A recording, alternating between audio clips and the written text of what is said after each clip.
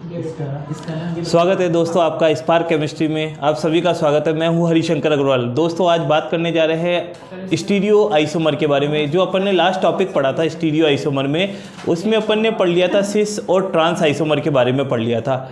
और सिस और trans isomer में अपन ने काफ़ी चीज़ें पढ़ ली थी, यानी उनके एग्जाम्पल देखे थे। लेकिन एक सबसे इम्पोर्टेंट एग्जाम्पल और मैं बताता हूँ दोस्त, इसमें जो है वो है ऑक्सीम का है।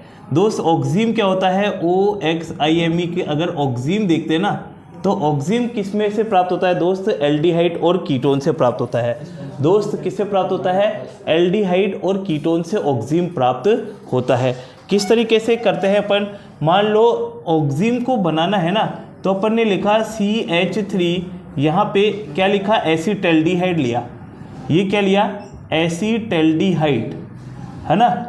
एसिटल्डिहाइड की रिएक्शन अगर आप क्या कर देते हैं, अगर इसकी रिएक्शन हाइड्रोक्सिल एमीन से करवाते हैं, ठीक है ना।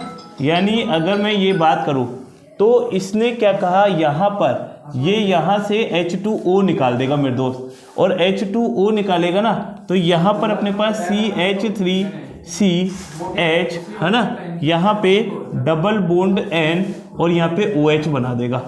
इसको अपन यानी डबल बॉन्ड NOH होता है ना, इस कंपाउंड को ऑक्सीम कहते हैं।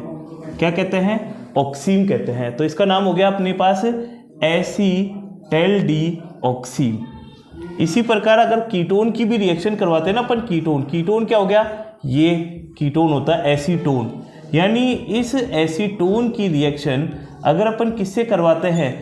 NH2। और दोस्त इसको क्या कहते हैं अपन? हाइड्रोक्सिल एमीन कहते हैं। क्या कहते हैं? हाइड्रोक्सिल एमीन कहते हैं। इस हाइड्रोक्सिल एमीन की रिएक्शन अगर अपन कीटोन से करवाते हैं, ये तो एसिटल्डिहाइड से हो गया और ये किससे हो गया? एसीटोन से हो गया। तो ये यहाँ से अपने पास क्या निकाल देगा? H2O निकाल दिया इसने। तो अपने पास क्या बनाएगा? यानी एसीटोऑक्सीम का फॉर्मेशन कर देगा, यानी डबल बॉन्ड NOH। यानी इस कंपाउंड को अपन ऑक्सीम कहते हैं। और ऑक्सीम से किस तरीके से अपन स्टीरियो आइसोमर को लेके जाएंगे, देखिए आपको वो भी मैं बताता हूँ।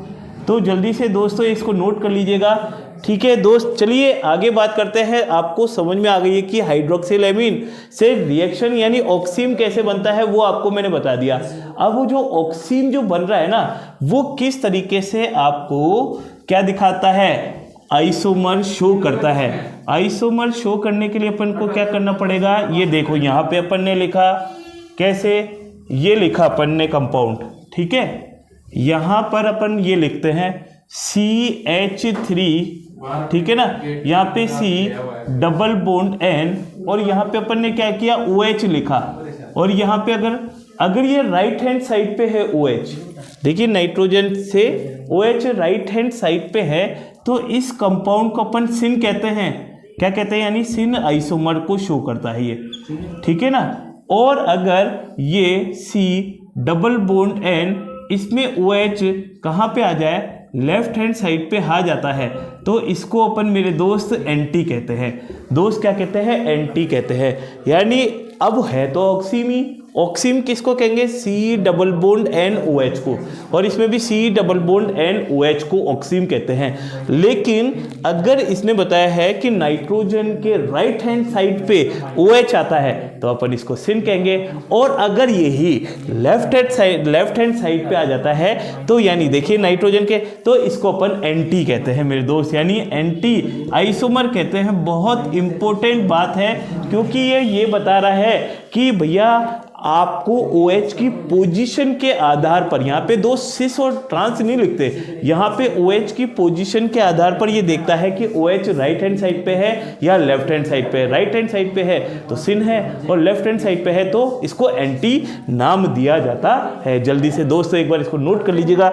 चलिए दोस्त आगे बात करते हैं। आगे जो आता है दोस्त, ये स्टीरियो आइसोमर में, यानी अपन ने पूरा पढ़ लिया स्टीरियो आइसोमर में क्या क्या एग्जाम्पल, एल्कीन वाले, साइक्लो जो एल्केन होते हैं उनको पढ़ लिया, और ये ऑक्सीम को पढ़ लिया। इसके बाद में मेरे दोस्त आता है ऑप्टिकल आइसोमर।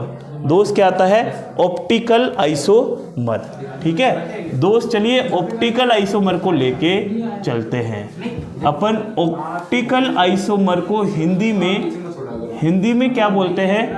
प्रकाशिक समावयवता, प्रकाशिक समावयवता कहते हैं। ठीक है, प्रकाशिक समावयवता क्या होती है? यानी ऑप्टिकल आइसोमर का मतलब होता है कि अगर किसी चीज का रोटेशन कहाँ पे होगा? क्लॉकवाइज होगा ना। क्या होगा? क्लॉकवाइज रोटेशन होता है। कौन सा रोटेशन होता है? क्लॉकवाइज रोटेशन होता है, तो अपन इसको डेक्स्ट्रो कहते हैं। क्या कहते हैं? डेक्स्ट्रो। और इसको स्मॉल डी से रिप्रेजेंट करते हैं। क्लॉकवाइज को हिंदी में क्या बोलते हैं? दक्षिणाव्रत। क्या बोलते हैं मेरे दोस्त? दक्षिणाव्रत बोलते हैं। दक्षिणाव्रत यानी जैसे घड़ी की सुई होगी वो 12, 1, 2 यानी क्लॉकवाइज चलेगी, तो इसको स्मॉल डी से रिप्रेजेंट करते हैं। तो दोस्तों, और इसी का ही अपोजिट कहाँ पे आ जाए? एंटी क्लॉकवाइज की तरफ आ जाएगा दोस्त। एंटी क्लॉकवाइज आ जाता है, तो इसको अपन क्या कहते हैं? स्मॉल एल से रिप्रेजेंट करते हैं, जिसको बोलते हैं लीवो बोलते हैं। क्या बोलते हैं? लीवो बोलते हैं। स्मॉल एल से रिप्रेजेंट करता है। एक एग्जाम्पल लेकर मैं आपको बताता हूँ ऑप्टिकल आइसोमर में क्या होते हैं, यानी किस तरीके से डी आइसोमर शो करते हैं और किस तरीके से वो एल आइसोमर को शो करते हैं। इस चीज को मैं आपको क्लियर करता हूँ दोस्तों। जल्दी से एक बार नोट कर सकते हैं इनको जल्दी से। चलिए, ऑप्टिकल तो अपन किस तरीके से बात करते हैं, एक एग्जाम्पल लेते हैं जिसको बोलते हैं मीसोटार्ट्रिक एसिड। क्या बोलते हैं मेरे दोस्त? मीसोटार्ट्रिक एसिड। तो उस एग्जाम्पल के द्वारा मैं आपको क्लियर करवाता हूँ मेरे दोस्त। यानी क्या नाम है? मीसोटार्ट्रिक एसिड। मीसोटार्ट्रिक एसिड क्या होता है? ये ग्रुप होता है मेरे दोस्त COOH, यहाँ पे C, यहाँ पे OH और यहाँ पे ये, यहाँ पर भी ये OH, ये रहा H और ये होता है COOH। इस पूरे कंपाउंड को बोलते हैं मीसोटार्ट्रिक एसिड। मीसोटार्ट्रिक एसिड क्या होता है मेरे दोस्त? अब इसमें आपको ध्यान रखना पड़ेगा, इसमें 2 काइरेल कार्बन होते हैं। काइरेल क्या होते हैं? जो मिरर इमेज को शो करते हैं मेरे दोस्त। अब यहाँ पे आपको दे रखा है, देखिए इसमें पूछेंगे 2 फंक्शनल ग्रुप है, एक तो कार्बोक्सिलिक है और एक एल्कोहल है। कार्बोक्सिलिक फंक्शनल ग्रुप टॉप पे जुड़ा हुआ है, ठीक है ना, टॉप पे जुड़ा हुआ है। फिशर, एक दोस्त मेरे फिशर साइंटिस्ट था, इन्होंने ही इनका आधार क्या किया है, अरेंजमेंट किया है कि सबसे टॉप पे क्या होने चाहिए? फंक्शनल ग्रुप होने चाहिए। बाकी जो अदर फंक्शनल ग्रुप है वो राइट या लेफ्ट हैंड साइड पे होने चाहिए। अब मेरे दोस्त यहाँ पे दोनों OH राइट हैंड साइड पे है, तो मेरे दोस्त यहाँ पर ये D सिर्फ और सिर्फ D आइसोमर को शो करेगा। सिर्फ और सिर्फ ये डी आइसोमर को शो करेगा, क्योंकि रोटेशन जो हो रहा है ना वो कैसे हो रहा है? क्लॉकवाइज हो रहा है। लेकिन अगर इसी का ही एक और देखें, अगर मैंने क्या करा, एक काइरेल ये ना, ये C1 दे देते हैं अपन, इसको इस C2 दे देते काइरेल। अपन ने इस C2 को कांस्टेंट रखा और पहले वाले को रोटेट कर दिया, तो यानी ये कर दिया COOH, यहाँ पर C, यहाँ पे OH और यहाँ पे क्या आ जाएगा? H, यहाँ पे C, यहाँ पे OH और यहाँ पे ये H और यहाँ पे क्या आ जाएगा? COOH आ जाएगा। तो इसका मतलब क्या हो गया? जैसे ही OH कहाँ लेफ्ट हैंड साइड पे आ गया, अरे तो ये तो कौन सा शो कर रहा है? ये तो D शो कर रहा है। चलिए, और ये वाला ये L शो कर रहा है, तो इसमें क्या होगा? D भी आएगा और L आइसोमर भी आएगा। अगर OH राइट हैंड साइड पे है तो यानी ये तो D शो कर रहा है, नीचे वाला कौन सा वाला? ये वाला। और ये वाली बात करते हैं तो ये L को शो करता है। इसी प्रकार अगर अपन इधर की तरफ चलते हैं, कैसे? यानी अब अपन ने ऊपर वाले कार्बन को कांस्टेंट कर दिया, ऊपर वाले कार्बन को कांस्टेंट किया ना, तो यहाँ देखिए इस तरीके से अपने पास ये OH इधर रहा, ये हाइड्रोजन ऐसे, और यहाँ पे ये OH इस वाले पे लेफ्ट आ गया और ये इस तरीके से आ गया। तो मेरे दोस्त अब ये वाला तो D शो कर रहा है और ये वाला जो है ना ये क्या कर रहा है? L शो कर रहा है मेरे दोस्त। क्या शो कर रहा है? L। तो इसमें भी क्या पाया जाएगा? D और L आइसोमर।